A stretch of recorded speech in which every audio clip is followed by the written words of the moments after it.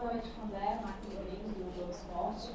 Queria que você fizesse uma análise geral da partida do Ceará. Foi um jogo de altos e baixos. O primeiro tempo é muito positivo, apesar do gol sofrido logo no início. O time produziu, poderia até ter saído do primeiro tempo com um resultado positivo de vitória e acreditar até o fim, né? As suas escolhas, as suas mexidas ali, depois da expulsão do Rodriguinho, fizeram efeito, né? O gol do Pedro Henrique. Então eu queria que você falasse sobre isso. O que é que você pensou na hora de fazer essas alterações e também nesse jogo de altos e baixos que o Ceará teve aqui em São Januário? Bom, realmente um jogo bastante movimentado, cheio de alternâncias. O Vasco iniciou muito bem, aquele jogo de aproximação e associação pelo lado esquerdo, que já é característico. O lado terminal do Vasco ali pelo lado direito é mais objetivo, o lado esquerdo é muito associativo. E a gente teve muita dificuldade de achar o ponto ali da marcação, até que teve o lance da falta e acabou que originou o gol, uma bela batida do Coutinho, e a gente aproveitou aquele momento para fazer alguns ajustes, rodamos o lado do Diego com o Lourenço para ele dar um suporte maior de marcação, e naturalmente, a partir do momento que a gente conseguiu marcar melhor a equipe do Vasco, a gente passou a ter posse de bola, e conseguimos construir boas jogadas, principalmente pelos lados, pelos corredores, com muita troca de corredor. É uma dificuldade que a gente entendia que o adversário poderia ter. E também a pressão na saída de bola, a gente poderia ter arriscado mais, pressionado mais no início, mas a partir do momento que a gente conseguiu exercer isso bem, adiantamos um pouco as nossas linhas, principalmente a nossa linha de defesa ficou mais próximo do setor de meio, e conseguimos roubar boas bolas ali, uma originou o gol, depois teve uma outra boa situação também que o Pedro Raul finalizou e o Léo Jardim fez uma grande defesa. Enfim, o final do primeiro tempo foi bastante positivo. O Diniz fez uma mudança interessante ali no intervalo, né? Baixou o Nuno ali para o setor de centro, aproximando do Coutinho, e abriu mais um atacante, e a gente teve dificuldade de achar o ponto ali novamente da marcação, né? O Vasco passou a ter uma saída de bola melhor, mais qualificada, com o Nuno mais próximo ali dos zagueiros, e eu coloquei o Rodriguinho justamente para tentar um pouco mais vivo, para justamente tentar pressionar um pouco mais. A gente ajustou, no momento que a gente estava se assentando no jogo novamente, veio a expulsão, né, a fatalidade. O Rodriguinho é um jogador muito sério, trabalhador, com certeza não foi displicente, não entrou na maldade ali, chegou, infelizmente o atleta do Vasco tirou a bola, e eu acho que depois vendo o lance ali, realmente a gente vê que foi para expulsão. E aí o Vasco cresceu e não deu tempo de ajustar ali naqueles 5, 10 minutos ali, foi onde o Vasco fez o gol. E depois, como você pontuou, aí era o momento de arriscar, a gente passou a colocar os volantes mais vivos, Sobral junto com o Diego, deixar o Vina um pouco mais solto, e arriscar de ter dois jogadores de mobilidade, dois atacantes de mobilidade, Fernandinho e PH, solto na frente, e apostar em bola em profundidade, tentar jogar nas costas dos laterais, e a gente conseguiu encaixar, né? Encaixamos uma boa jogada que originou o gol, um pouquinho antes também o Bahia teve uma possibilidade boa de finalização.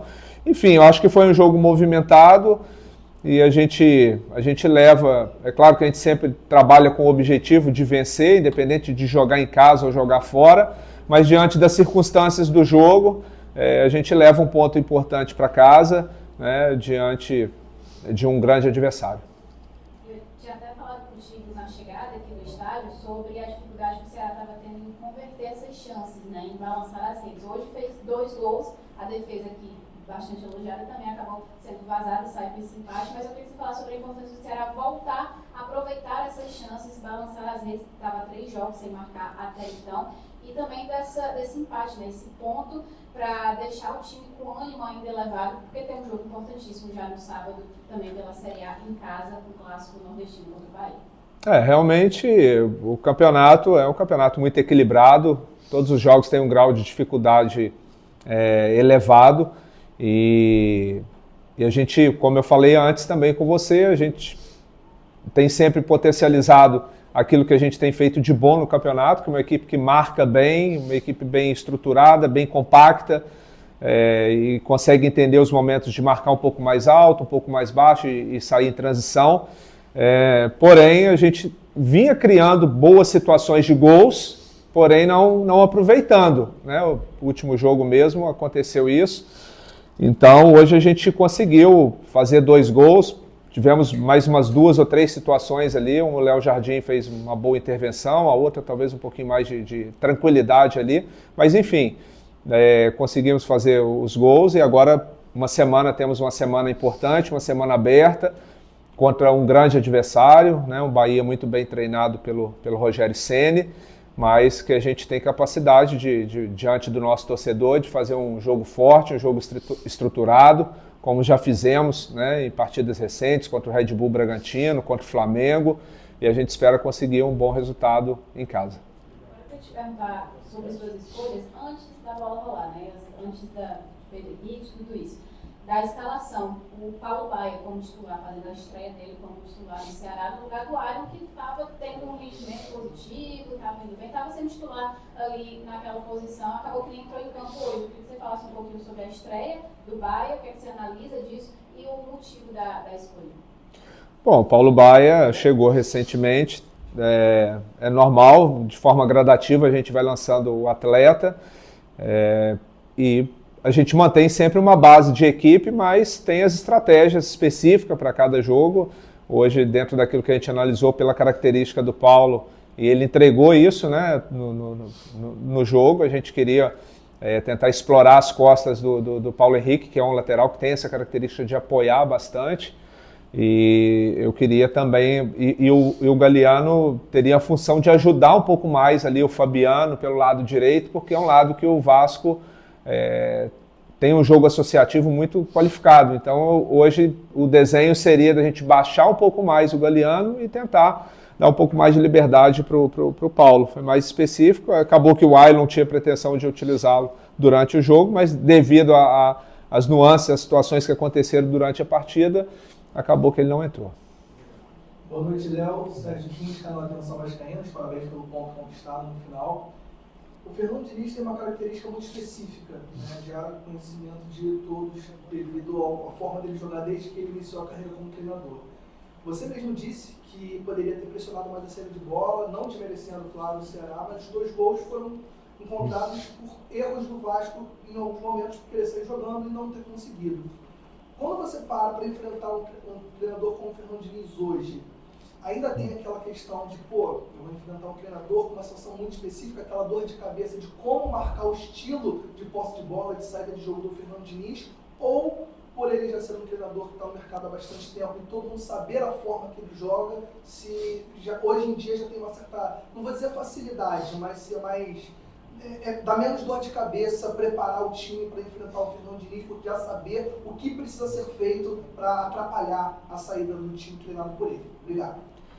Bom, boa noite. Assim, o Fernando, primeiro que tem uma admiração grande, um ótimo profissional, uma das grandes referências nossas como treinador, campeão de Libertadores recente, de ótimos trabalhos, né? Teve a passagem na seleção brasileira, que eu acho que poderia ter tido um pouco mais de paciência com ele, mas é um grande profissional, do qual tenho grande admiração. A gente já se enfrenta há bastante tempo, desde acho 2014, 2015, Série C, Série B, né? E depois ele teve uma crescente aí muito legal, a gente fica feliz.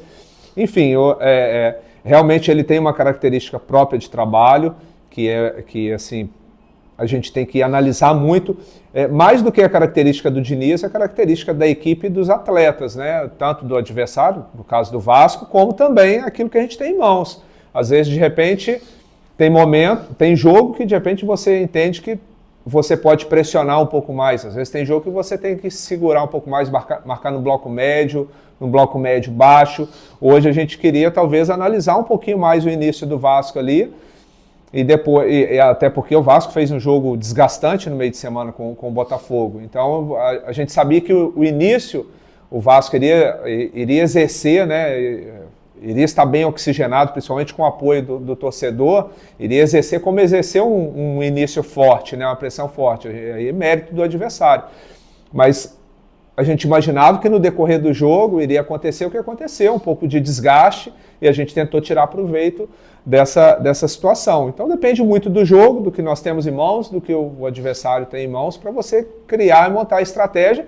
E às vezes, talvez, aquilo que a gente imaginava que o melhor momento do jogo nosso, que talvez seria o final, onde o Vasco permaneceria possivelmente com 5 atletas que jogaram o último jogo e 5 novos que entraram ali, talvez ia ter iria ficar um pouco desconexo, e a gente acabou que teve a expulsão, e aí acabou atrapalhando um pouco os planos nossos de pressionar um pouco na reta final do segundo tempo, como foi no primeiro.